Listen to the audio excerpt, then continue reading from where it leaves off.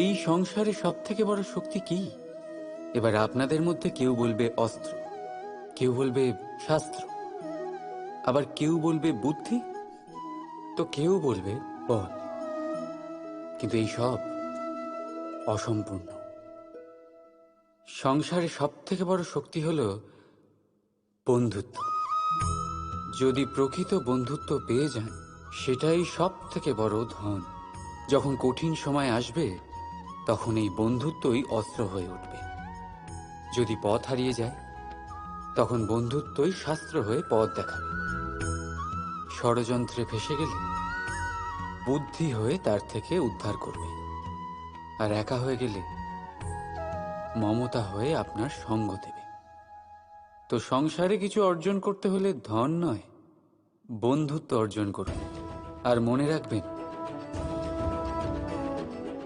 যদি এই সংসারে বন্ধুত্ব করাই আপনার সব থেকে বড় দুর্বলতা হয়, তাহলে আপনি এই সংসারে সব থেকে শক্তিশালী প্রাণী।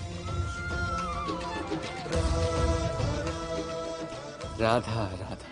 মন বড়ই বিচিত্র সৃষ্টি। এই মন শরীরের কোন স্থানে অবস্থিত কেউ জানে না, কিন্তু সম্পূর্ণ শরীর এই মনের ইচ্ছে পূরণ করার জন্য প্রয়াস করতেই থাকে। এখন যদি কিছু খেতে ইচ্ছে করে, তাহলে মানুষ তার সমস্ত শক্তি লাগিয়ে এই খিদে মেটাবার প্রয়াস করতে থাকে। এখন যদি মন কাউকে শত্রু বলে ভেবে নেয়, তাহলে মানুষ তাকে বিনাশ করার যথাসম্ভব চেষ্টা করে। আর যদি মন কাউকে ভালোবাসে, তার প্রসন্নতার জন্য সব সীমা পার করতে সে তৈরি থাকে। কিন্তু জীবন সুখী করতে হলে এটা আবশ্যক যে মন যেন খালি থাকে, এই বাঁশির মতো। ভেতরে কিচ্ছু নেই, না সুর আছে না তাল, তবেই ফুঁ দিলে স্বর বেরোয় এর থেকে। একইভাবে নিজের মনকে ভাবনামুক্ত রাখা অতি আবশ্যক। মনে রাখবেন, মনের মধ্যে যদি কিছু ভরে রাখে, তাহলে মন ভরে বাঁচতে পারবেন না। রাধা রাধা।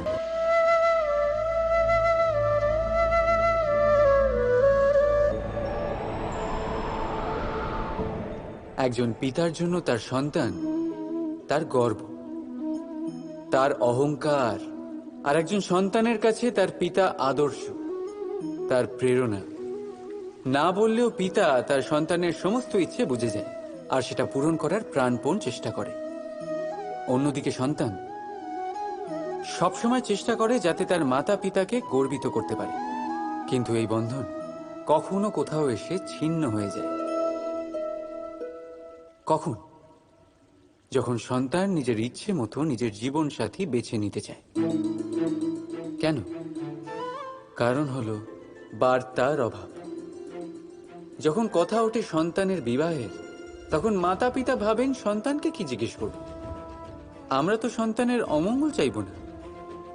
আর সন্তান এটা মনে করে যে নিজের ভবিষ্যৎ বাছা তার নিজের অধিকার।